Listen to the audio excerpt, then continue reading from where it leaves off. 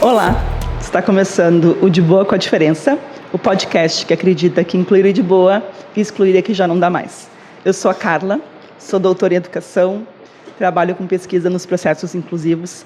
Acredito que incluir é acolher, escutar e estar sempre atento aos processos de aprendizagem do outro.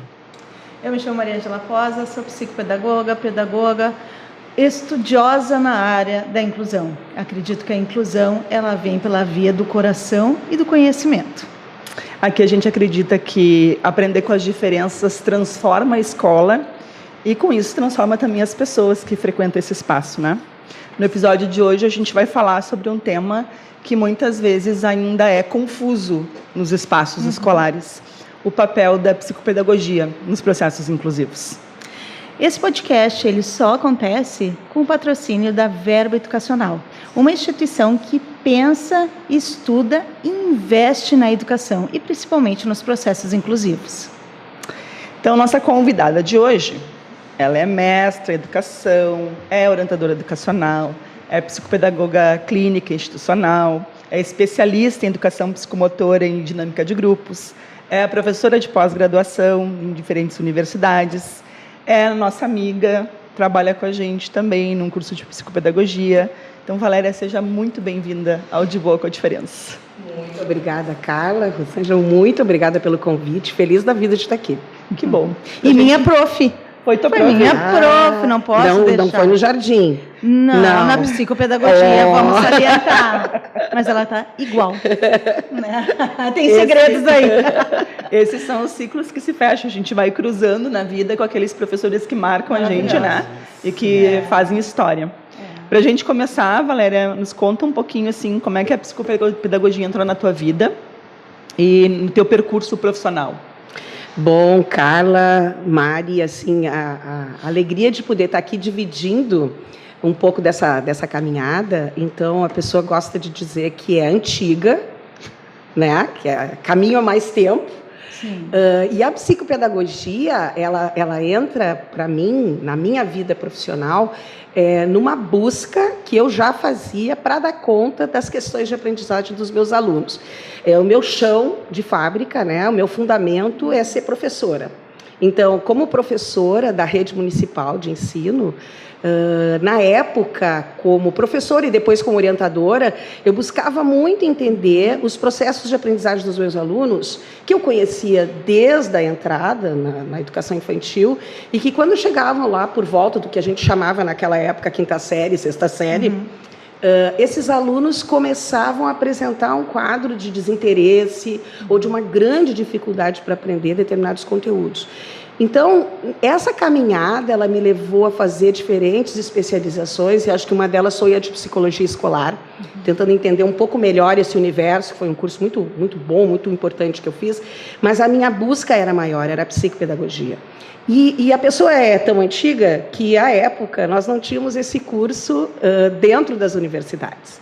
Né? Eram cursos livres, ainda formatados em clínicas, em grupos, instituições que organizavam essas especializações. Então, foi um curso profundo, um curso de quase 5 anos, né, de estudos, de muita imersão, que conseguiu trazer para mim respostas para essa divisão de um trabalho que já na época se colocava como institucional, essa psicopedagogia, porque eu precisava dar conta desse trabalho dentro da escola, sendo orientadora e não sendo a psicopedagoga clínica, mas usando esses instrumentos psicopedagógicos para contribuir com o pedagógico. E aí o universo também da psicopedagogia clínica. Aí sim, uma outra composição. Então, ela entra para responder a demanda escolar e depois segue como formação para mim e para tantos professores. Né? Entra como demanda sobre as formas de aprender, sobre as aprendizagens, exato, né? Carla, exato. Ela não tenta responder só por que alguém não aprende, né? Ela tenta responder por que algo que é tão necessário para a nossa sobrevivência, que é a aprendizagem, não acontece para determinados alunos, que até então mostravam esse potencial. Né? Claro que essa é uma leitura ampla, como orientadoras, a gente consegue entender que isso não se dá só pelo processo do indivíduo, individualmente, mas que isso está dentro de um contexto. Então, essa leitura precisava ser aprofundada, né? Então, ela entra para responder por que alguém capaz não aprende. Ótimo. Congela a ideia. Congela a ideia. Congela a ideia. Eu tenho um amigo psicanalista de muito tempo que ele diz, quando a gente tem umas ideias, ele dizia, congela essa ideia para a gente discutir depois. Porque a gente vai voltar para isso, né, Mari? Sim. É sobre os processos que a gente está falando aqui. É verdade. E tu traz uma coisa muito importante. Primeiro, agradecer um carinho que eu tenho por ti, já não é de hoje, é de sempre. Querida. Como orientadora, como psicopedagoga, eu sou psicopedagoga porque eu me espelhei muito em ti, então eu preciso salientar isso, né? E tu sabe, já te citei em vários, né, artigos, enfim, que isso tem que ser valorizado. E a gente faz isso aqui. Né? A gente valoriza pessoas. E tu traz uma questão dessa caminhada da psicopedagogia, que hoje se diminuiu muito, 2 anos, né? E de uma trajetória de 5 anos com profissionais que trazem a história da psicopedagogia. Acho que foi a Alicia Fernandes que tu estudou. Então, assim, eu vou te fazer uma pergunta, mas tu pode incluir esses profissionais históricos dentro da psicopedagogia? Como a inclusão entra nesse processo também desse caminhar da psicopedagogia, da orientação, enfim, dessa tua trajetória, trazendo essas referências tão importantes que são clássicos da psicopedagogia, que eles embasam a psicopedagogia e embasam também todo esse processo da gente olhar para isso de uma maneira diferente, com cuidado, com delicadeza, com atenção, com suporte, com base. Então, quando eu trabalho, principalmente quando eu dou aula para outros psicopedagogos, ou enfim, na formação de educadores, eu costumo dizer para as pessoas que o chão é o que nos sustenta. Né? Então, a gente não coloca fora o que passou. Né? Em educação, às vezes, tem umas manias, assim, né? Que a moda X, a moda Y. Então, a gente junta. Né? Nós vamos somando experiências, somando esses estudos para poder entender o que significou isso na nossa caminhada, mas também o que a gente pode ofertar para o próximo. Então, o fato de trabalhar com psicopedagogia e ser orientadora, que é o meu chão, ser professora, né, alfabetizadora, tá lá no dia a dia, isso deu para mim a ideia de que a gente não pode fazer pequenos recortes. Só vou enxergar o sujeito através de uma janela, né? Eu vou dimensionar o sujeito como um todo, sua família, a escola, os professores, a rua onde ele mora, o que ele come, quem ele é. Então, essa formação que, como tu trazes, Mari, assim, a excelência de ter tido Sara Paim de professora, pensa nisso. Pensa nisso, né? Alicia Fernandes, a minha formação, a Esther Pilar Grossa, enfim, até a Wanda, né? A Wanda Speaker, maravilhosa, a Dorothy Fossati, que é autora de testes feitos aqui, em parceria com portugueses. Então, o universo que vinha para essa formação, que era livre, porque, né, a Raquel e eu brincamos, né, a gente construiu um shopping estudando, nós acompanhamos a construção de um shopping, porque foram 5 e mais o 6º ano de estágio. Maravilhoso. Né? Então, assim, é bonito de ver, porque as pessoas que ficaram até o fim, ficaram porque elas estavam querendo o conhecimento, não uma certificação. Talvez um pouco do que a gente viva hoje em diferentes universos. Era o aprofundamento, era o seu aprofundamento profissional e pessoal também, porque quem faz psicopedagogia sabe que alguma coisa vai mexer consigo. Então, a Dot, a Wanda, poxa, eu poderia citar tantos professores do curso do CEPOP, foram assim imprescindíveis. E aí, nesse universo de tentar compreender alunos, processos de aprendizagem, docentes ensinando, planejamento pedagógico, o que isso tem a ver com a capacidade do aluno aprender ou não, que recorte social eu estou colocando para dar o entendimento a isso, eu acho que entra a figura da inclusão, ela começa a entrar pelo plano da psicopedagogia institucional. Porque quando nós, como orientadoras, recebíamos outros terapeutas tentando conversar sobre alunos que tinham demandas mais importantes, no sentido de talvez desconhecidas naquele momento, só não aprender determinados conteúdos que apresentavam já alguns quadros que vinham acompanhados muitas vezes de alguns laudos. Então, quando a gente tenta conversar, quando a gente conversa com esses terapeutas e a gente consegue colocar uma perspectiva psicopedagógica nessa aprendizagem, a gente já começa a fazer um recorte de inclusão.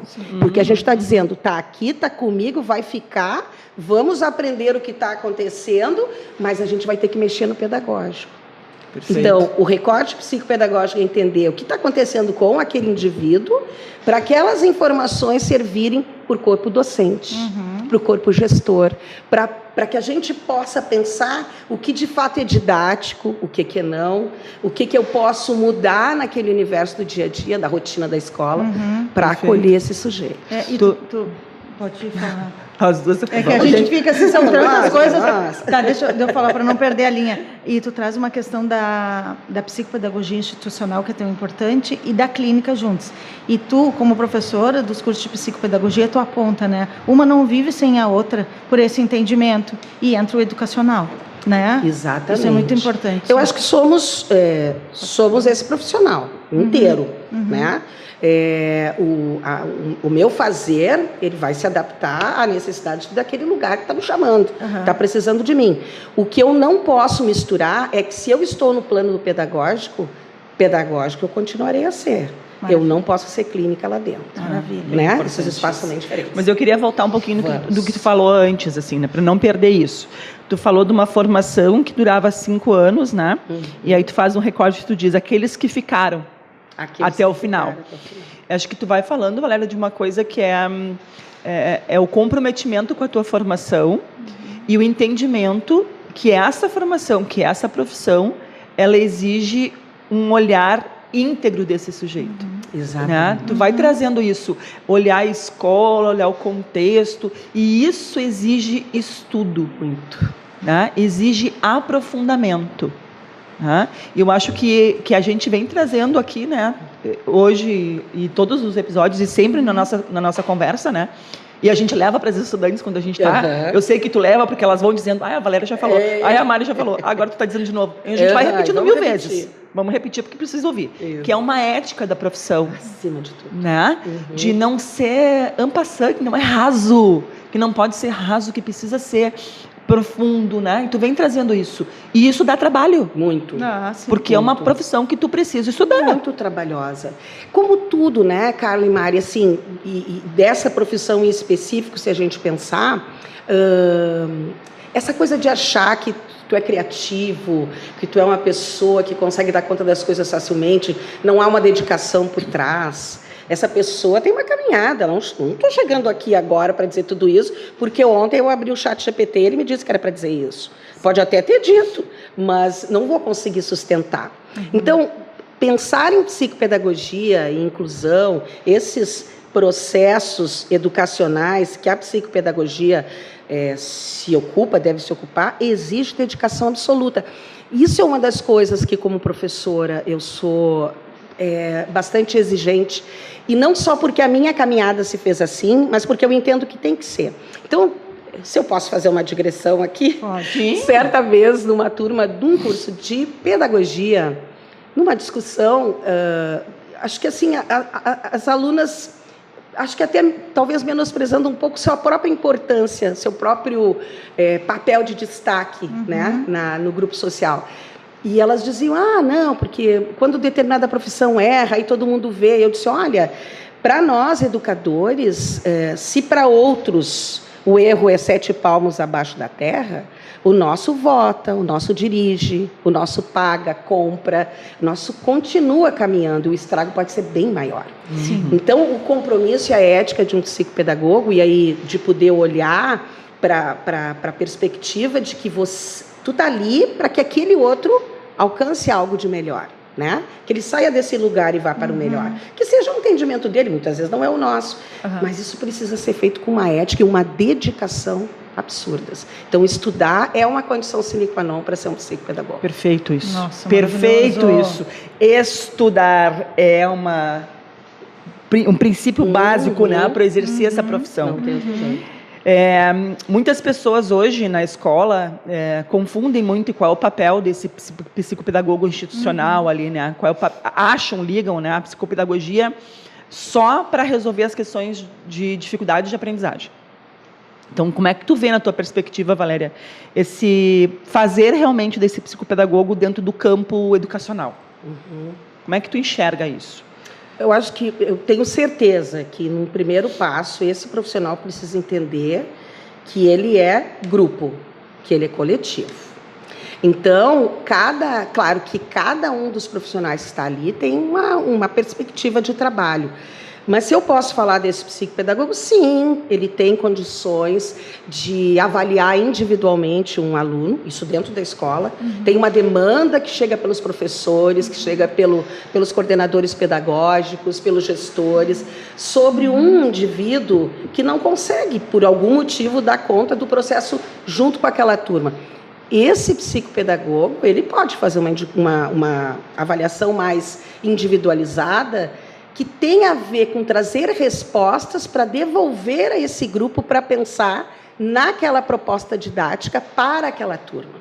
Porque um psicopedagogo institucional, ele faz uma avaliação individualizada quando necessário, mas constantemente o trabalho dele é um olhar sobre a dinâmica do grupo. Então, eu posso pensar aqui que um psicopedagogo institucional possa possa destacar as modalidades de aprendizagem, não só de um indivíduo, de um grupo.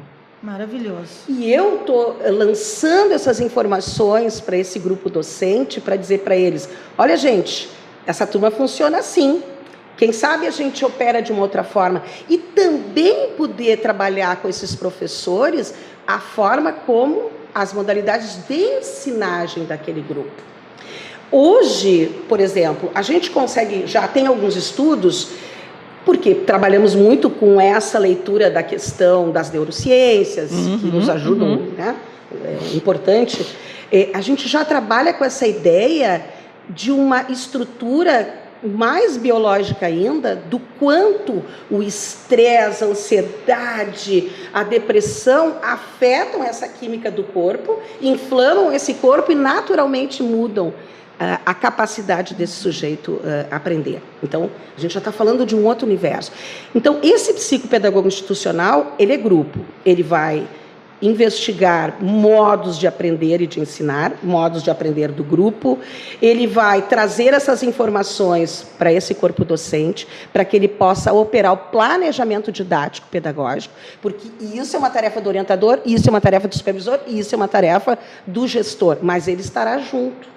Porque ele vai falar do indivíduo e vai falar do grupo e vai poder pensar o que é memória, o que é o freio inibitório, o que é a estrutura da linguagem, o que é a relação lógico-matemática tem a ver com tudo isso que os professores estão dizendo. Eles estão desatentos, eles não prestam atenção, eles correm muito, mas, ao mesmo tempo, ele vai pensar como nós formamos filhos que são alunos nesse contexto social de telas, de exigências, de sujeitos que crescem para além da sua idade cronológica, né? São adolescentes sem terem sido crianças. Como isso impacta o trabalho do professor?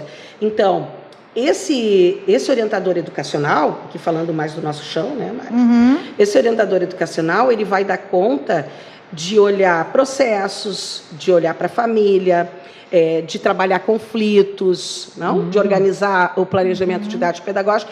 E esse psicopedagogo vai contribuir olhando para o grupo, para as suas modalidades de aprendizagem, para os seus problemas de aprendizagem, para as suas dificuldades específicas de aprendizagem individual, grupo. Então, vamos juntar e vamos planejar. Nossa, e o gestor está junto conosco. Maravilhoso. Né, Carla? Nisso. E olha, só para a gente ter uma aula, tá? Obrigada pela aula. É aula. Anota. A gente sempre diz, podcast aula. Anotando com caderno, viu? Não, porque as pessoas confundem algo que não precisa ser confuso. Né? Porque tem lugares específicos da tua profissão. Sim, né? Tem trabalho para todo mundo. Exato, tem trabalho para todo mundo. Para mim isso é óbvio, mas as pessoas têm uma dificuldade de entender. Mas eu acho que tu traz uma potência importante desse campo dentro de uma escola, né? E do quanto, quando bem trabalhado, auxilia os processos de aprendizagem. E tu trouxe algo para mim muito importante, que são os processos de ensinagem. Porque se fala muito dos problemas de aprendizagem, pouco se fala dos problemas de ensinagem. E para mim a aprendizagem tem duas vias, quem ensina e quem aprende. E ambos precisam ser olhados, né? Sobre essa lente que reflete. E eu acho que esse profissional que está ali na escola, esse psicopedagogo, como tu traz, ele tem essa possibilidade de olhar para isso, né? Essa relação que se dá ali, né? Entre esse aprendente, entre esse professor, entre esse conteúdo, entre esse grupo, né? E fazer alguns destaques para fazer pensar, refletir e aí mudar a prática pedagógica, né? Ele não está ali para fazer um monte de testagem e diagnosticar, coisa que nem pode, né?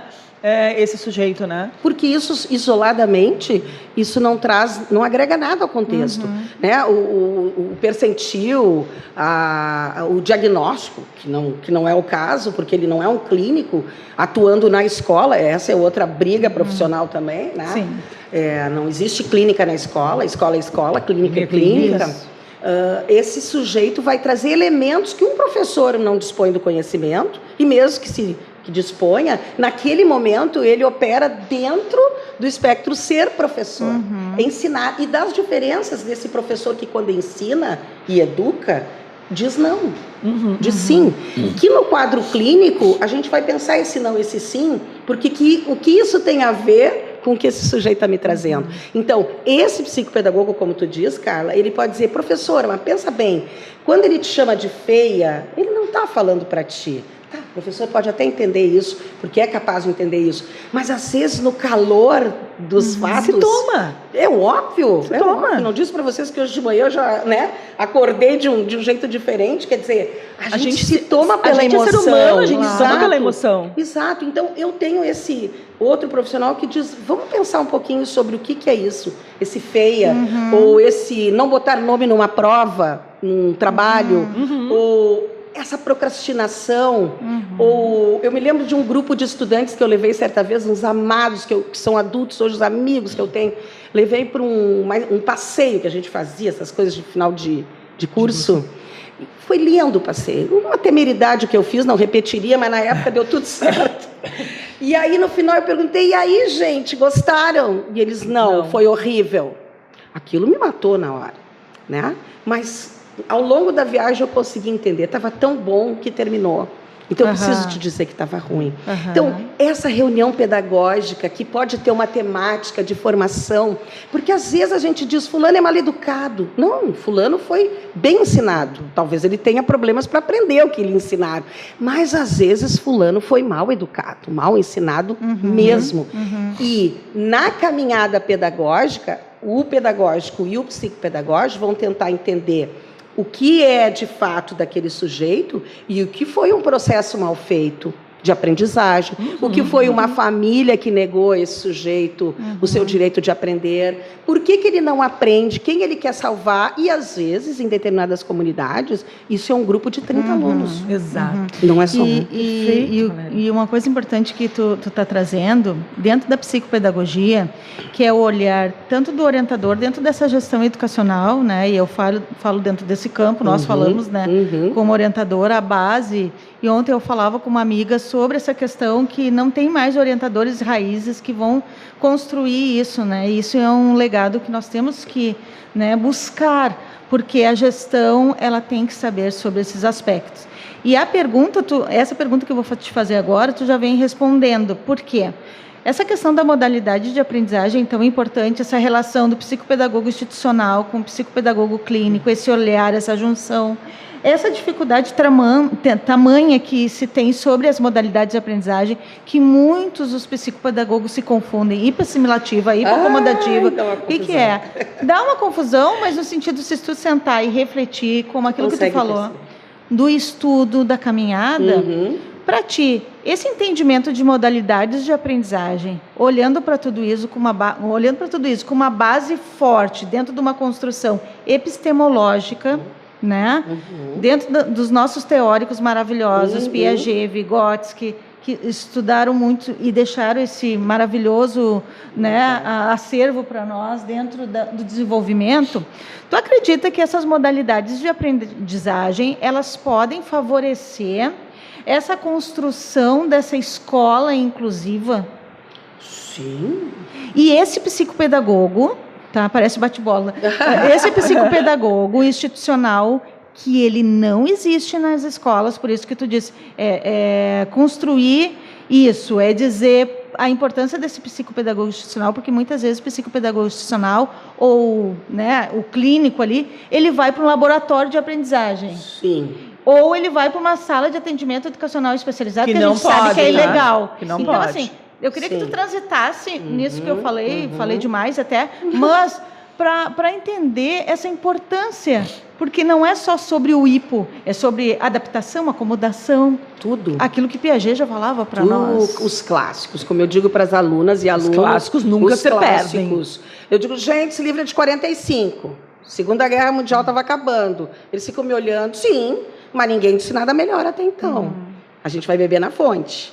E depois, é óbvio, nós vamos transitar por outros autores que vão acrescentando, e vão trabalhando e vão incorporando elementos novos para a gente poder pensar. E quando tu fala, Mari, assim, sobre essa questão das modalidades, e aí dentro desses processos inclusivos, é um solo extremamente fértil, porque o que a gente está falando? A gente, quando fala de modalidades, a gente está falando de uma matriz, porque como o sujeito aprendeu a aprender. Então, eu sempre digo, eu sei trabalhar com gente que aprende. Gente grossa, estúpida, gente que não vale a pena, eu não sei. Não é a minha tarefa. Então, gente que aprende e que não aprende é o meu chão. Eu quero conversar sobre. Então, quando a gente fala de modalidades de aprendizagem, nós falamos de matriz. É perpétuo? É alguma coisa que mata o sujeito? Não. Mas é alguma coisa que faz esse sujeito sofrer quando ele não entende como ele aprende? Faz. Então, quando eu digo, olha, lá o psicopedagogo na escola, ele pode fazer uma boa leitura sobre a modalidade de aprendizagem de um grupo, ele está tentando dizer alguma coisa para o professor trabalhar de um jeito diferente para não sofrer tanto, porque a gente tem que cuidar de quem ensina, né? E muitas vezes a modalidade de um grupo bate com a modalidade de aprendizagem do professor. Sim. Então, eu tenho um professor... Transferências. O tempo inteiro. E sem as pessoas se darem conta de que são professores e são receptáculos de 30 aspirações, 30 ódios, 30 amores, 30 famílias. Está ali e está recebendo. Então, se a gente não cuida desse sujeito, ele sofre também. E, portanto, o trabalho dele não é positivo, enfim, ele não soma tudo que ele queria. Então, falar de modalidades de aprendizagem, dizer para as pessoas qual a marca de aprendizagem que você recebeu da sua família. Nossa, que forte. E muito. Porque a gente aprende a aprender com o nosso primeiro grupo de ensinantes, que são os nossos familiares. Depois você atravessa um monte de gente. Aí vem religião, vem escola, vem vizinhos, vem amigos. E hoje, esse ser que é tela, né? Todas as plataformas que são mais fortes do que nós, né? Se um dia a gente pensou a escola desaparecendo em função da grande mídia escrita hoje, da televisão, hoje todos esses desapareceram também. Então eu preciso dizer que você tem um grupo de alunos que sobreviveu à pandemia e que passou 2 anos aprendendo por telas. Eu preciso dizer que tem um grupo de docentes que carrega a sua matriz de aprendizagem na ensinagem, não se dá conta. Eu preciso mostrar que esse é um sujeito que não consegue parar para observar o que acontece, mas ele é, ao mesmo tempo, um sujeito que tem a potência de contar todos os capítulos de novela, de dançar todas as coreografias, mas ele não consegue te dizer o que eu acabei de falar. Eu tenho aquele que não se mexe, que não abre a boca e que tenta fazer a letra igual a minha, porque tudo para ele é modelo e repetição. E se a gente olha para a família, ele é o cara que nem o café da manhã ele serve, porque alguém já botou o café na mesa para ele, porque ele é muito lento. A van vai chegar e não tem ninguém... Tem que ir. Então, eu tenho tudo isso chegando na sala de aula. Se eu consigo compreender o movimento de cada um, mas, ao mesmo tempo, o que é pertinente ao grupo, eu consigo planejar diferente. Então, falar um psicopedagogo que consegue mostrar ao grupo como esse grupo reage diante do conhecimento, como esse grupo reage com as suas ferramentas de aprendizagem, eu consigo ter um sucesso. Eu acho que isso é fundamental. Ótimo. E a dificuldade das pessoas, muitas vezes, em compreender, são duas. É estudar processos de acomodação, de assimilação e tantos outros que compõem isso. E, acima de tudo, pensar que, quando se aprende, é uma gotinha num oceano todo. Isso é a grande dificuldade das pessoas.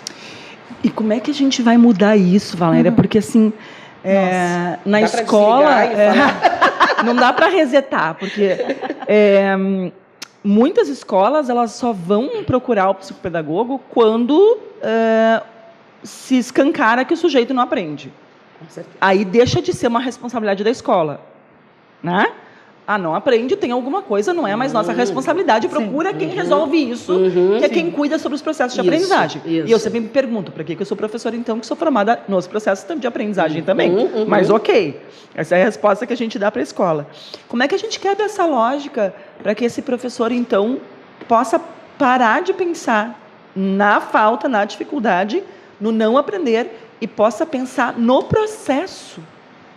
Formação. Porque deixar para pensar lá, quando já se instalou a situação, bom, aí o resgate vai ser demorado. Não vai ser no tempo do professor. Não. Vai ser no tempo daquele sujeito. E vai demandar um trabalho. E muito tempo. Né? Porque já está instalado ali. Já. Por N situações. Como é que a gente vai quebrar isso? É uma resposta de R$1 milhão, seja lá o que for. Primeiro, eu acho que nós temos setores aqui para pensar. Eu acho que o grande tesouro da coisa é a educação infantil. Eu acho também. Esse é um trabalho que... É a entrada de tudo, né? É tudo. Começo de tudo. É porque quando chega lá para o fundamental, já cristalizou. Ali os problemas, aí é correr atrás da máquina. Então, eu acho que um grande projeto voltado para a educação infantil, no sentido não do educar, do pedagógico, com liberdade, com criatividade, explorando essas diferentes capacidades dessa criança que está hiperassimilativa, né? Está aberta para tudo. E depois, com o tempo, é que ela vai colocar essas camadas em diferentes cantos para dizer, aprendi tal coisa, agora eu sei as cores, sei os números. Mas ela quer aprender, ela está ligada na tomada, né?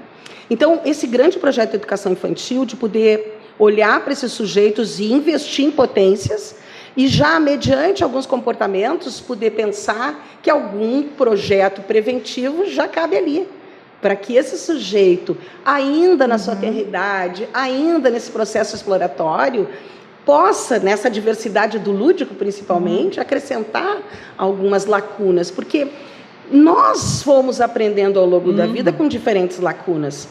O que a inteligência nos deu foi a capacidade de achar caminhos alternativos. Exato. Recursos, né? Mas é óbvio, porque a gente fugi de matemática a minha vida inteira. Falávamos sobre isso no episódio da matemática. Vocês estiveram aqui com uma professora, uma fala muito pertinente. Então, nós fugimos desse universo, porque esse universo era aterrorizante mesmo. Né? Porque não tinha ali isso que a gente está falando aqui. Quem era a Valéria que, com 6 anos, precisava entender de quilômetro, hectômetro, decímetro, centímetro, com 6 anos? Então, era a Valéria que não sabia ou era a Valéria que ainda não tinha estrutura suficiente para entender tamanha potência lógica? Mas eu cresci achando que não era eu. Então, não é à toa que eu não sou psicopedagoga por diferentes motivos, né? Sim. Então, é disso que a gente está falando. Não é o que o sujeito tem, mas também o que eu estou ofertando para ele, o que eu estou pedindo dele, que está além dessa capacidade momentânea dele. E aí, quando a gente entra para o ensino fundamental, essa conversa muda um pouco, no sentido de que eu vou exigir outras estruturas. O que esse sujeito tem para aprender, para se alfabetizar? Aí a gente vai no simples. Bota uma turma de primeiro ano e um monte de cara a cara. Um jogo para eles jogarem. Olha o que a gente está falando ali dos processos lógicos piagetianos. Olha o que a gente está dizendo ali, né? Tem, não tem, não é, baixa, levanta... Cor, comparação, que é isso? Tudo. Termo a termo. E aí o cara fica estagnado. O que é isso que tu está me perguntando? Porque se então, se não, se sim, a gente está falando de lógica. E aí, para alfabetizar, é necessária essa estrutura lógica. Porque o A, no alfabeto, vem antes do B. Mas o B tem 2 bolinhas viradas para o lado direito. O D tem uma só virada para o lado esquerdo. Veja bem, o P é para o direito, mas a haste é para baixo.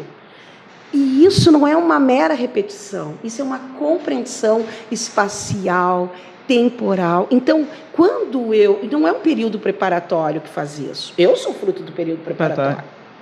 Não é isso. A gente está falando de entender processos de aprendizagem com as capacidades que o sujeito tem, mas também dizendo como que eu posso colocar mais para esse sujeito ficar melhor. E quando ele não tem, que ele vem de uma realidade que ele não tem mesmo, eu preciso adaptar o meu projeto para a realidade daquele sujeito. Então, na lógica, essa caminhada é um trabalho preventivo o tempo inteiro e é um trabalho de resgate o tempo inteiro. Então, mas eu não vou fazer clínica, eu vou mudar o projeto para que esses sujeitos consigam mostrar o que eles podem. Porque se ele não é bom para ler, talvez ele seja bom para cantar. Se ele não é bom para cantar, talvez seja para desenhar, talvez seja matemática. Então, são os diferentes campos que eu vou explorar. Projeto preventivo e, ao mesmo tempo, um trabalho que resgata esse sujeito o tempo inteiro. Tu está falando de uma posição de ciência dessa escola, né? De pesquisa, jeito, né, cara? de pesquisa dessa escola, né? De estudo, de conversa. A gente fala muito isso, né? Professor é o maior pesquisador que existe na face da Terra e eles não conseguem entender isso, né? Inteiro. Eu falo isso o tempo inteiro. Mas tu fala também dessa posição de acolher tempos, né? A gente escuta muito isso nessas falas. Ele tem o tempo dele. E eu digo, tá ótimo, mas o que a gente faz com esse tempo? Porque respeitar o tempo do outro, e é uma verdade, o outro tem um tempo que é próprio, que é seu, para aprendizagem, né? Não, a gente não nega isso. Mas o que a gente faz com esse tempo do outro para qualificar os processos? Exatamente. Porque é muito cômodo ficar nesse discurso. É o tempo dele. É o tempo dele. Já vi horrores, Carla. Já vi horrores. E aí, nesse discurso que busca, né, essa cientificidade, ele tem o tempo dele, eu fico cômoda, né? Isso para mim é um discurso do queridismo, né? Por isso que a gente não agrada todo mundo o tempo inteiro. Exato. Porque eu já vi muita atrocidade sendo feita. O sujeito não consegue dar conta, mas nós vamos continuar acolhendo. Ele vai fazer 14 anos, ele vai embora dessa escola. Exato. E eu vou largar ele exatamente como ele começou. Exato. É isso? E para mim isso é muito frustrante. Mas né? isso é crime. 200 dias letivos. O sujeito passou num espaço coletivo com 200 pessoas. E vai sair igual. Com horrores de materiais, recursos, falas. E tu não conseguiu ensinar nada. Não, vai sair igual. Tu tentou, mas não conseguiu e vai ficar por isso mesmo. Exato. Isso que... eu já vi coisas do tempo assim. Ele aprende no tempo dele. 1 ano de alfabetização. Uma turma inteira que aprendeu no seu tempo, e o seu tempo no final era não ter aprendido, nem a escrever seu nome.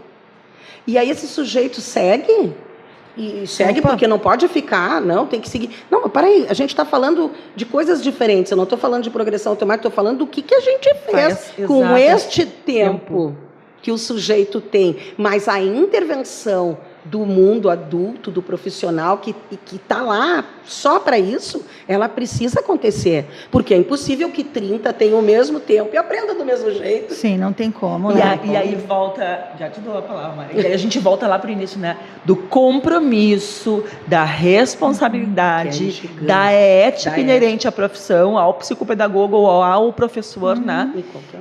Dessa amorosidade que Paulo Freire traz, mas que não é esse amor...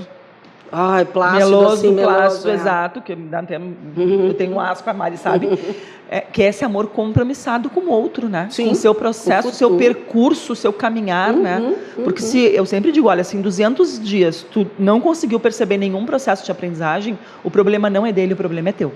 Vamos olhar com mais afinco, né? Para o meu processo de ensinagem, não para o dele de aprendizagem. E talvez eu precise de ajuda, Exato. porque não estou sabendo lidar com essa situação. Exatamente. E a gente volta numa questão, né? Um problema das licenciaturas, né? Porque a gente está falando, quando a gente começa a falar de escola, a gente vai transitar nesse grupo em todos, né? Sim. Sabendo da importância da psicopedagogia institucional para entender esse coletivo. E tem essa questão da Base Nacional Comum Curricular, de todo o currículo que ele é engessado, que muitas escolas elas tendem a inovar. E essa inovação, ela entra nesse conhecimento. Eu acho que a maior inovação é continuar estudando. Eu acredito assim, sabe? Porque está faltando estudo para entender como aquele sujeito, dentro da sua singularidade, ele vai desenvolver o aprendizado. Só que a maior gravidade que tem também nas escolas é que o professor ele não sabe a sua epistemologia. Ele não sabe como ele constrói o seu próprio aprendizado. Difícil. Porque nós, nos cursos, né, quando a gente transita na pedagogia e na psicopedagogia, a gente pergunta qual é a sua epistemologia? Como é a forma com que tu conduz a tua prática docente e como tu aprendeu e ainda os bloqueios que tu tem, porque o bloqueio vai fazer com que tu não desenvolva, né? E aí, dentro desse transitar que tu traz as crianças lindamente de dificuldade de aprendizagem, que aí a gente acredita que essa dificuldade de aprendizagem é aquela básica. Ele não consegue desenvolver essa leitura. Hoje a gente não tem mais isso. A gente tem muitas dificuldades envolvidas naquele sujeito. Aí tu tem que olhar aquele sujeito, como tu diz, é no cara a cara, é na hora do rush, é num dado jogado, é uma coisa... E a psicopedagogia, ela traz isso, assim, tu te encanta no próprio erro do sujeito, que para nós não é erro, é uma construção, é um processo. E aí, trazendo um pouco dessas nomenclaturas, desses padrões, assim, dos transtornos, das deficiências, do TEA, da dificuldade, de todos os diagnósticos que estão dentro da escola, que a gente consegue transitar, não o diagnóstico, não o rótulo, e sim no sujeito, sempre pensando naquele menino, naquela menina. Como tu vê que a psicopedagogia institucional, pensando sempre na institucional dentro da escola, não deixando de lado o clínico, porque senão a gente fica confundindo o pessoal aí da psicopedagogia, como ela pode olhar para essas demandas dos processos inclusivos dentro da escola para conseguir colaborar? Tu já falou um pouquinho, se vocês são espertos, somos, com certeza são. A Valéria já disse isso, mas eu queria que trouxesse esse cuidado, essa elegância de poder olhar tudo isso sem o diagnóstico, sem o laudo, porque eles são rotulados o tempo todo dentro da escola, se não tiver um profissional que olhe de uma maneira mais ampla para tudo isso. Sem o uso do diagnóstico. Sem o uso. O sujeito olhando para o sujeito. A gente não precisa botar na frente. Independente do nome que é o transtorno do espectro autista, porque ele não tem comportamento adequado. O que é esse comportamento adequado? Na clínica, tu disse que a gente consegue olhar para isso. A gente consegue olhar para isso. Só que com 30 alunos. Difícil. Difícil. Poder colaborar com esses professores que estão aí com uma demanda gigante. Bem grande. Eu sempre digo que um bom psicopedagogo institucional é, antes de tudo, um psicopedagogo clínico. Então, a gente não separa. Que essa é a tua fala. A gente não separa porque é um só, é um profissional. O que a gente está tentando mostrar para os colegas que nos ouvem, enfim, é de que o ambiente onde eu atuo vai puxar esse meu olhar. Então, eu vou ser sempre a clínica ou eu vou ser sempre a institucional. Quando vou lá conversar com a escola, essa atuação está sempre junto. Na minha caminhada como clínica, como psicopedagoga clínica, eu sempre pautei pela ideia de que o laudo era a última coisa que me interessava. Então, se a gente for pegar alguns autores, por exemplo, Jorge Visca, maravilhoso. Ele não faz uma entrevista inicial com os pais de cara. Porque o que ele dizia? Que ele não queria macular a imagem que ele tinha do próprio paciente. Né? E tanto que ele tem vários e diferentes instrumentos de avaliação que ele usa nessa perspectiva de trazer do sujeito que ele tem de mais puro, sem o olhar da escola e sem o olhar da família. Não que isso não seja importante, mas naquele momento ele quer construir o sujeito pelo que o sujeito lhe traz. Lindo. Então, isso precisa estar com o psicopedagogo institucional, porque o que vai menos importar no dia a dia da escola é o nome do laudo, o nome que ele tem para... O CID, né?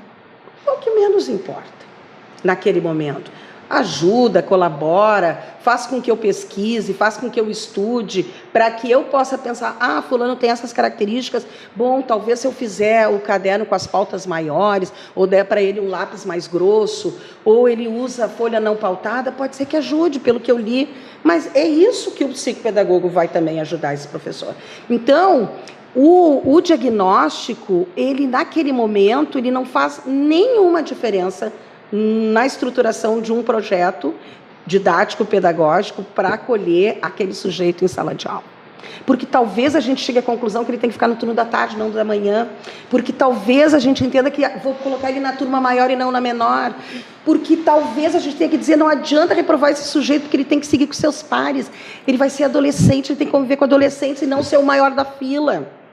Porque talvez a gente tenha que fazer com ele vai cumprir as mesmas tarefas que os seus colegas, mas os colegas farão 10 tarefas, ele fará 3, porque é o que ele pode, mas eu vou cobrar essas 3 dele, do início ao fim da aula.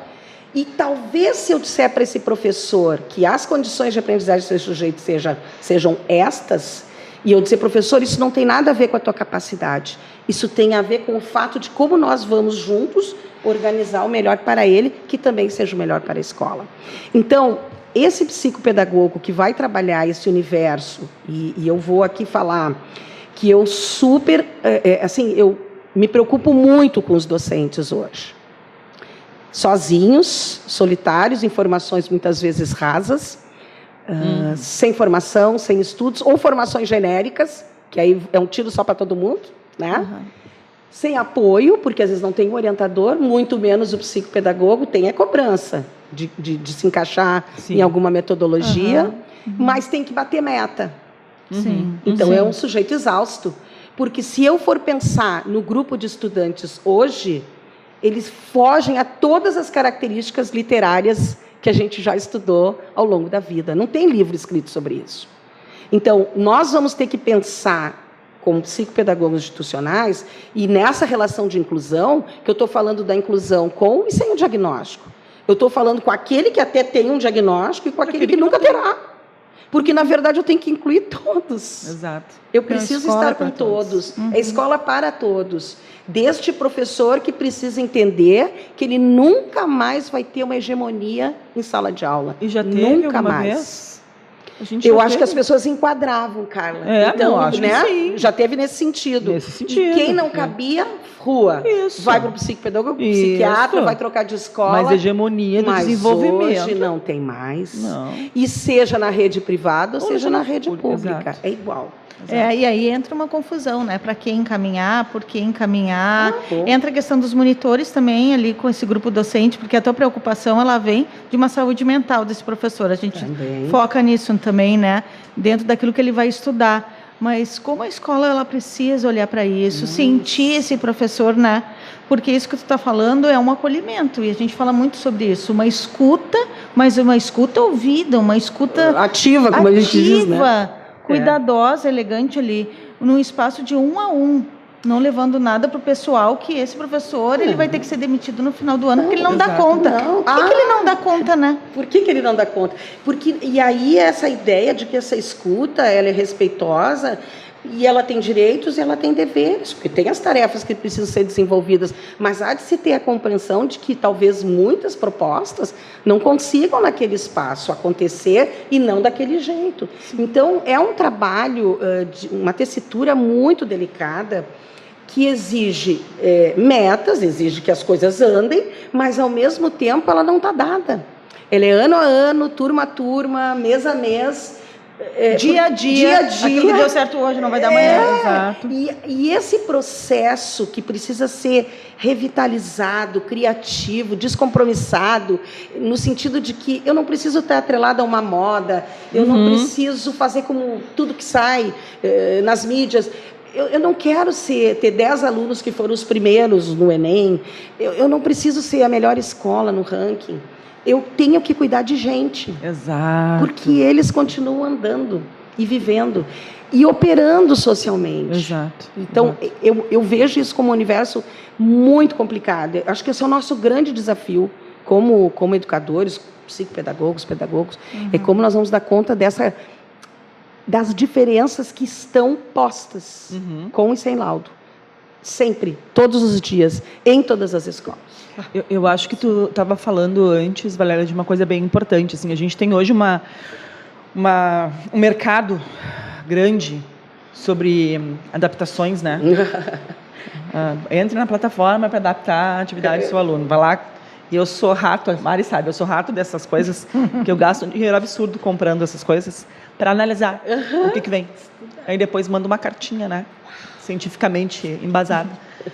Porque me incomoda muito isso, né? Porque deixa o professor num estado de letargia, assim, então eu vou ali, compro a plataforma, tiro a atividade dali, pronto. E tu vinha falando, né? Como que é esse estudante? Talvez tenha que ser uma turma menor, talvez tenha que ser uma folha pautada menor. Eu acho que tu vai trazendo que a psicopedagogia pode ajudar a conhecer esse estudante. E aí eu não preciso comprar uma plataforma. Não. Porque eu estou falando sobre o sujeito. Exato. E o que a gente faz? A gente incorpora a IA, que está aí no mundo de hoje. Mas é diferente. Se eu conheço o meu estudante, conheço o João, que aprende de uma maneira, que tem um tempo de permanência vinculado, engajado nas atividades, né? Que tem um nível de alfabetização, um nível de letramento, né? Que eu conheço o seu processo de aprendizagem, eu preciso adaptar. Daí, com essas informações, olha que legal, eu vou para a IA e eu boto a minha atividade e boto essa estrutura toda que eu tenho sobre o meu estudante e peço, adapta para mim, me ajuda a adaptar. E a IA vai fazer. Rapidinho. Agora, se tu for lá e disser assim, adapta para mim uma atividade para o 6º ano, para um aluno com autismo. Daí eu te pergunto, para qual aluno? Para João, Pedro, Maria, Ricardo? De quem a gente está falando mesmo? De quem a gente está falando? Eu participo de muitos grupos de psicopedagogia. Eu digo para as alunas, se eu pegar vocês nesses grupos, pedindo atividade, folhinha memografada... Tira o certificado. Exatamente. Eu pego vocês pela orelha. Porque é absurdo. E acontece, né, Valéria? De monte. Acontece. De monte. E a gente tem hoje muita psicopedagoga fazendo isso nas redes. É fácil.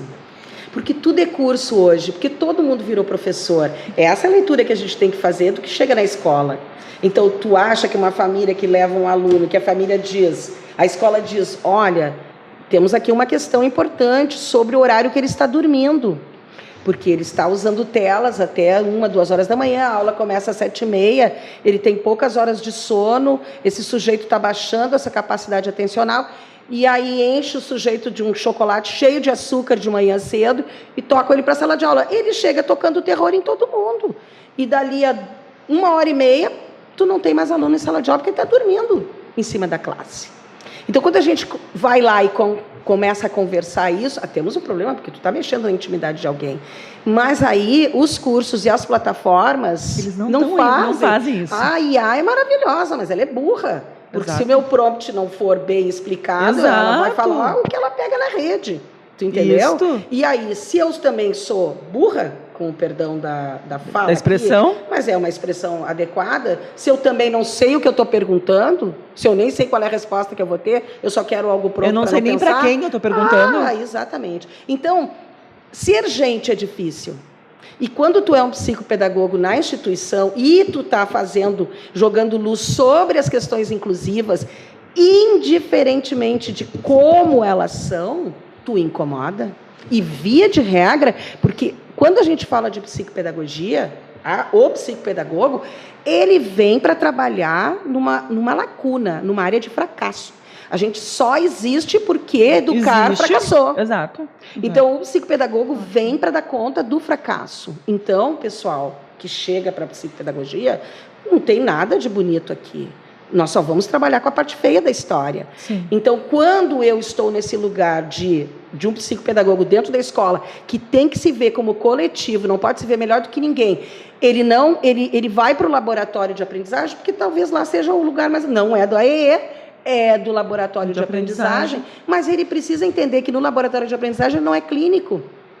Ele só vai usar desses elementos num horário específico para ajudar o grupo de docentes e os alunos e fazer com que essa escola não prospere mais naquele fracasso que já vem há anos. Mas também, se ele não conversar para entender por que aquela escola que está lá é a única daquele bairro, e todos os alunos, depois que chegam, foi a pergunta que eu fui buscar lá no início da minha carreira, por que todos, quando chegam ao 5º ano, fracassam?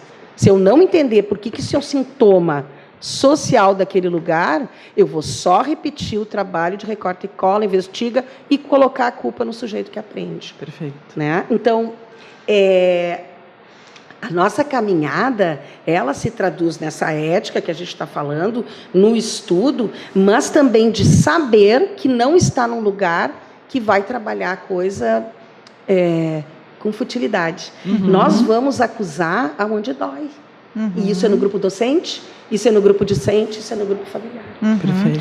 E pensando nisso que tu falou, os nossos espaços escolares, olhando como psicopedagogo institucional, eles estão confusos. Tanto o ambiente de uma classe atrás da outra não proporciona. Sim. Até deve, e eu conheço escolas que elas têm ambiente que o sujeito, que o grupo vai até a sala, fica uma sala meio, né, o grupo fica itinerante ali, né? Sala ambiente, né? Os ambientes. Sala ambiente. Só que isso tem que ser mudado logo, porque o ambiente também não proporciona esse coletivo dos sujeitos, né? Porque se o psicopedagogo institucional tem esse olhar coletivo, entendendo que esses processos de construção de aprendizagem, eles vão se dar com os seus pares, com as conversas, com as relações, que isso a gente nem tocou, mas as relações são fundamentais para esse aprender. Exato. Né? E tu deixou nas entrelinhas isso.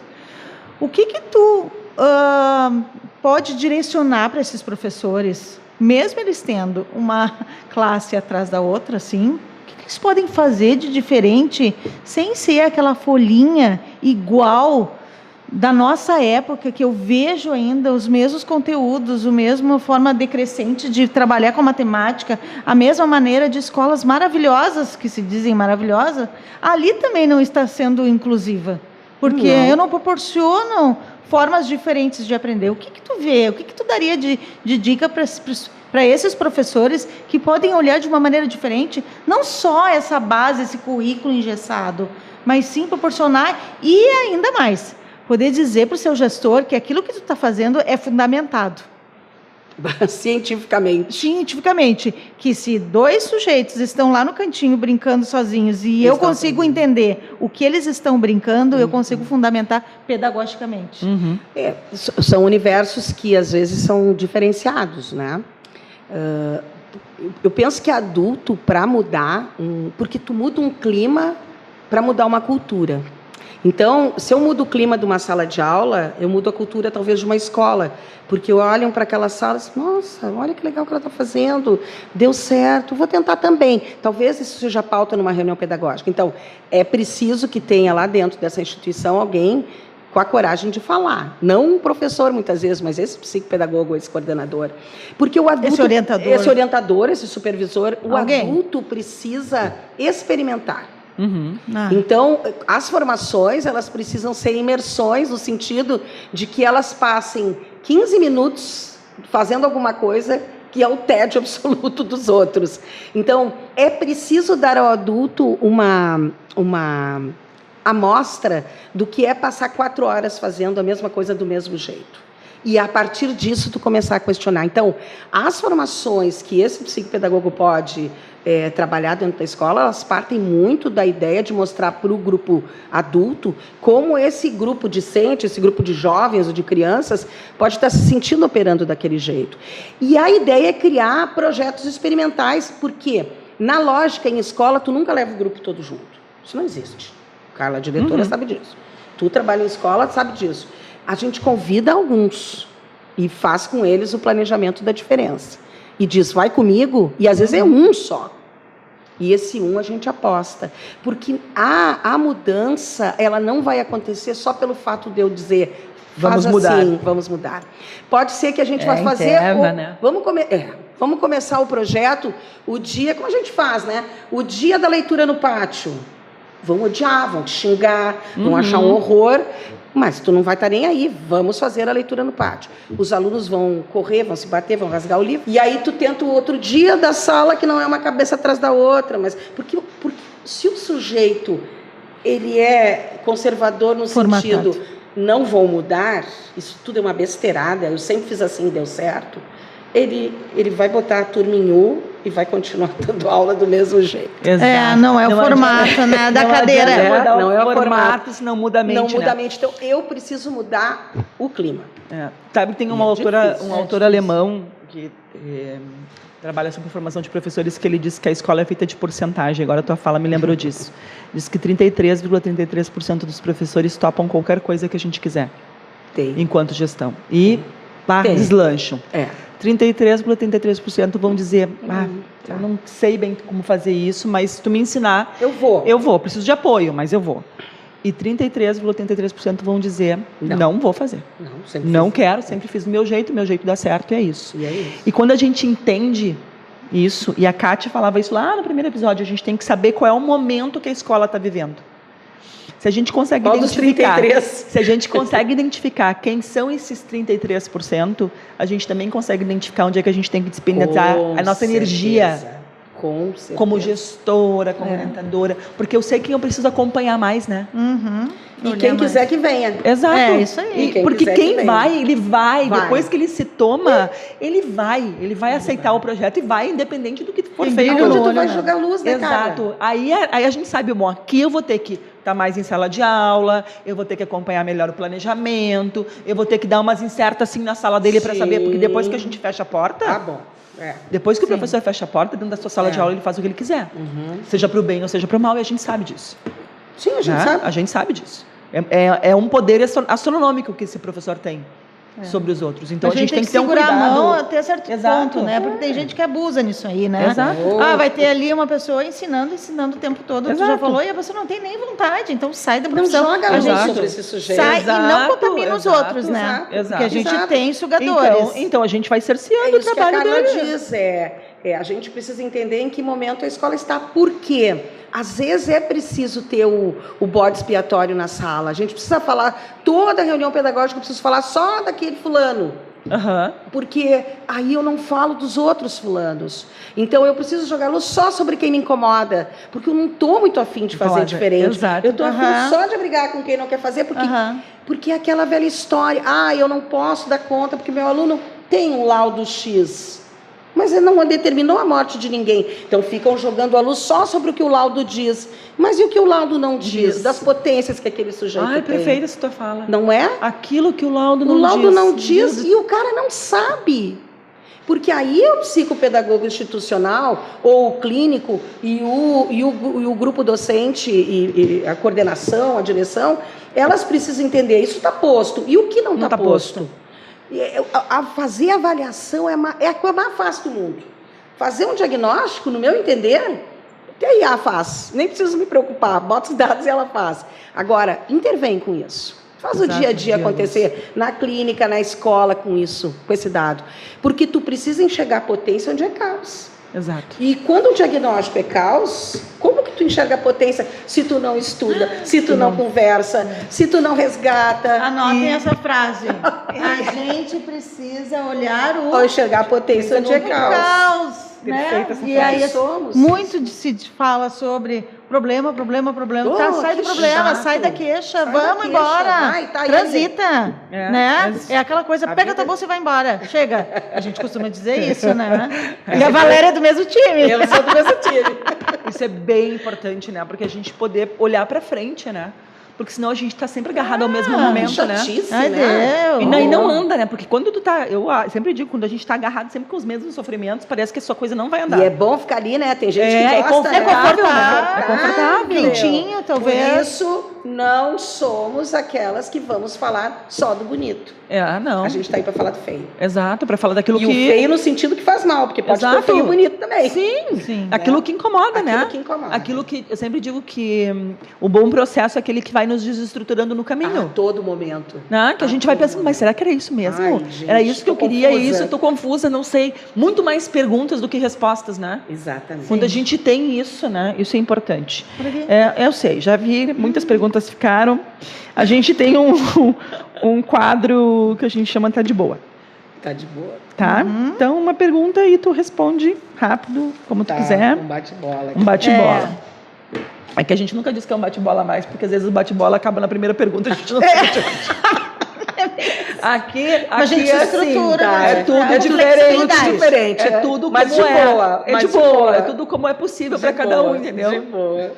Então, inclusão começa pela escuta ou pela metodologia? Pela escuta. Pela escuta. Aprender depende mais de conteúdo ou de sentido? Sentido. Só aprendo o que me faz sentido. Bem importante, né? Nossa Só aprendo Senhora, o que faz sentido. sentido. Produção de vida e sentido. Uma palavra que define aprendizagem para ti, Valéria. Sobrevivência. Sobrevivência. Forte. Quem não aprende não sobrevive. Nunca. Nesse mundo, jamais. Que importante isso, né? Sobreviver. Nunca tinha ligado. Aprendemos para Olha sobreviver. um artigo maravilhoso.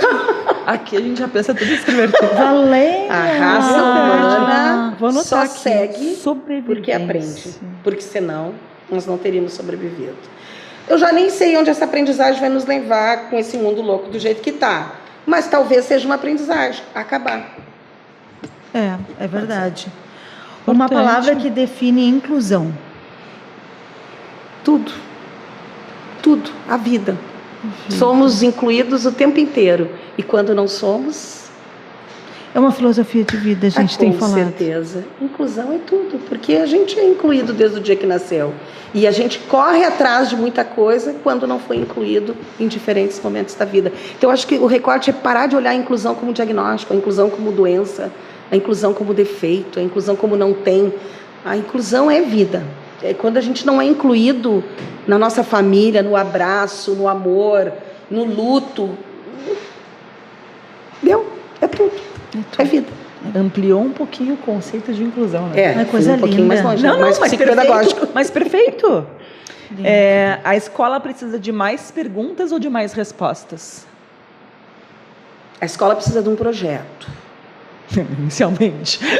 E eu vou aqui...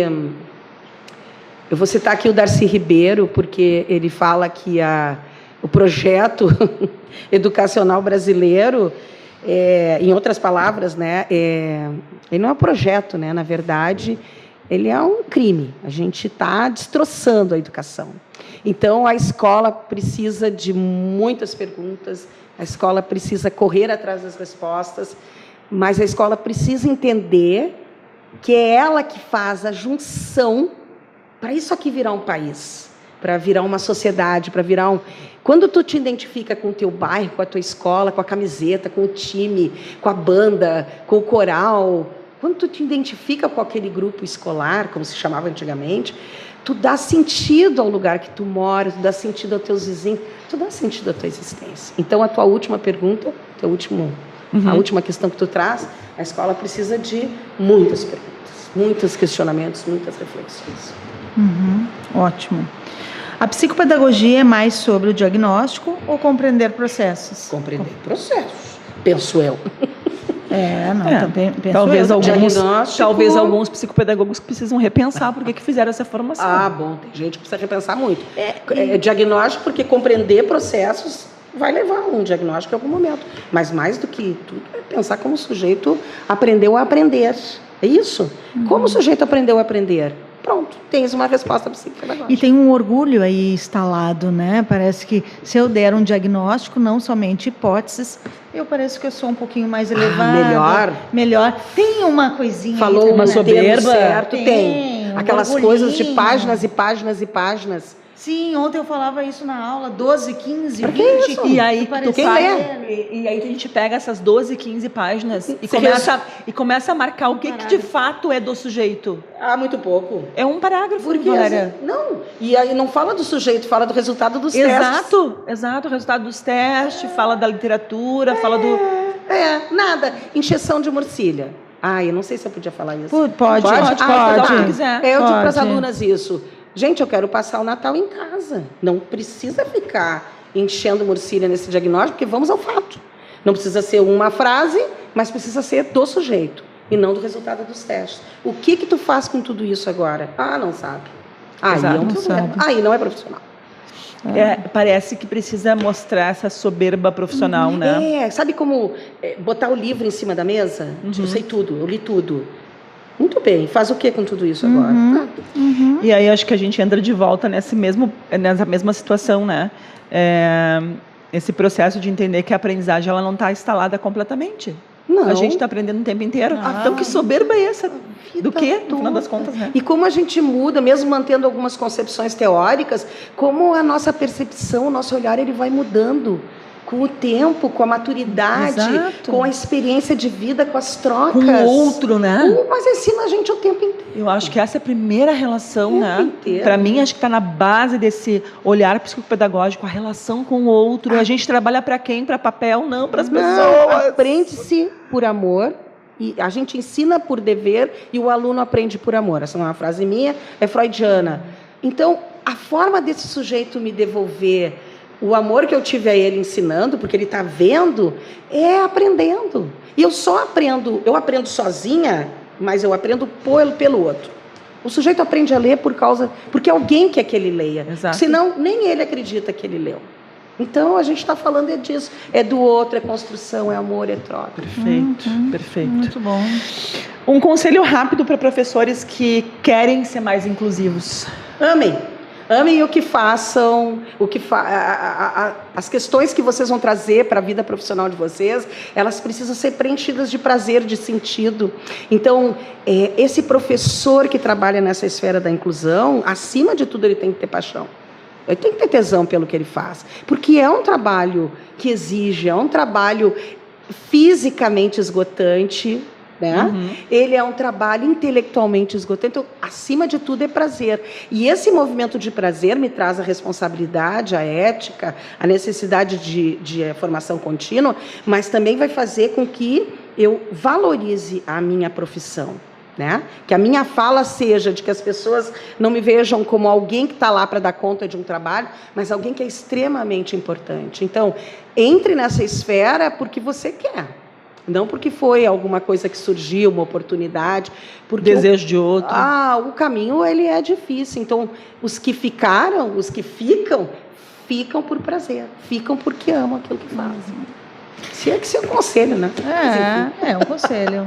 Quem é a Valéria que está psicopedagoga? Quem é a Valéria que está psicopedagoga? A Valéria que está psicopedagoga tem uma caminhada histórica, pessoal, né? Então, eu sempre falo, a Valéria que está psicopedagoga é a aluna de 6 anos que se alfabetizou sem poder usar borracha. Porque não podia errar. E errar era uma coisa feia. Então, essa Valéria está psicopedagoga hoje e consegue olhar para os processos da mesma forma, com a diferença que eu deixo todo mundo usar borracha. Porque eu acho que a gente precisa apagar e recomeçar. E reescrever a história. E reescrever. Então, a Valéria que está psicopedagoga hoje continua tinhosa, briguenta, porque entende que é assim que a gente movimenta a vida de outros psicopedagogos. E a sua também. Querida! Valéria, Amados, foi maravilhoso. eu que agradeço a oportunidade de falar. Foi uma Tem aula. mais alguma coisa que a gente não contemplou, que tu gostaria de deixar aqui, que gostaria de falar? E é isso, gurias. Esse trabalho que vocês estão fazendo é o trabalho de reverberar ideias de outros profissionais e das pessoas que escutam vocês, de dizer, nossa, não tinha pensado sobre isso, que legal, vou sugerir outro tema. A gente precisa falar, a gente precisa dizer, a gente precisa gritar. Então, que trabalho maravilhoso, muito obrigada por esse momento de ver minhas loucuras aqui. Não, muito continuem Conteúdo, falando conteúdo. de educar, de gente. Ai, que maravilha. É Coisa sempre bom a gente linda, trocar, né? Coisa linda. Aqui a gente sempre tem livros para indicar. Hoje, Mari trouxe alguns, porque a gente tem que reforçar que é preciso, né? Sempre. A leitura. Sempre. Livros muito significativos, educação inclusiva, do Peter Mittler. Esse é um livro que uma colega muito querida, Gisele Rebolo, deixou comigo e ele está comigo. Aí eu só digo para ela, vem buscar com café. Então, é um livro maravilhoso sobre os processos inclusivos. E é um dos livros base para quem quer estudar inclusão, poder fazer essa leitura, né? Isso. E nós temos também esse livro, para mim, o título é fundamental. Ensinar a agir na urgência e decidir na incerteza de Perrenot. Então, assim, ó, dica fundamental. Esse é muito bom, esse eu conheço. É maravilhoso, né? Então, Acho assim, que estudem, leiam, a gente tem escrevam. tentado trazer esse hábito, né? Eu vejo. Porque eu acho que é importante, né? Não, é importante. Acho que o professor tem que se dar conta de que precisa ler, sim. São poucos os espaços que fazem indicação Isso, de literatura, sabe? técnica. Então, aqui, ó. A gente poderia fazer de muitas coisas. Poderia indicar uns policial bem sangrento também, que eu adoro, para descansar a cabeça. Mas aqui é para isso. Para educação, é para isso que a gente faz, né? É isso aí. Então é uma alegria ter te tido aqui nesse episódio, Obrigada, Valéria. Denise, obrigada, muito obrigada. Acho que contempla todo o nosso desejo, que era te ter aqui, né? Que bom. Eu acho que a gente tem bastante tentado tempo. trazer pessoas que possam contribuir, né, com o campo da educação inclusiva, a gente pensar fora da caixa, a gente refletir. A reflexão, para mim, ela é extremamente importante, né? Refletir da caminhada, refletir sobre a educação, esse acolhimento com o outro, né? Fundamental. Então, se vocês gostaram do episódio, compartilhem, né? Mandem para alguém que esteja precisando escutar sobre isso, que possa fazer essa diferença. Opa, o que é psicopedagogia, o que é AE, que papel é esse desse profissional na educação, né? Que possa repensar que prática é essa da psicopedagogia, né? Que não é em cima de um diagnóstico, que é em cima das pessoas. A gente trabalha pelas pessoas, né? Com gente. Então, nos sigam nas redes, né? E se vocês olharem esse episódio, deixe o seu comentário, que isso é muito importante para a gente continuar fazendo esse trabalho, porque cada vez mais a gente pode trazer profissionais que vão falar aquilo que você quer escutar de uma maneira diferente. Não concordando com você, mas trazendo isso que a Valéria trouxe. Algo que vai transformar a sua vida com outro pensamento de outra pessoa. Valéria, muito obrigada. Eu que agradeço, muito Mari. obrigada. Tu é uma agradece demais. inspiração no meio educacional e psicopedagógico. Então, nós precisamos que tu escreva artigos. Nós vamos deixar os artigos da Valéria, porque a Valéria, assim, ó, é um ícone importantíssimo da psicopedagogia. Obrigada, gente. Obrigada pela Muito obrigada pelo oportunidade. carinho, Sucesso. pelo amor que tu tem por Obrigada. todos. Nos sigam então, porque para nós aqui diferença não é problema. Não é problema Ela nenhum. faz parte da solução. A gente isso se aí. vê no próximo episódio. Tchau, tchau.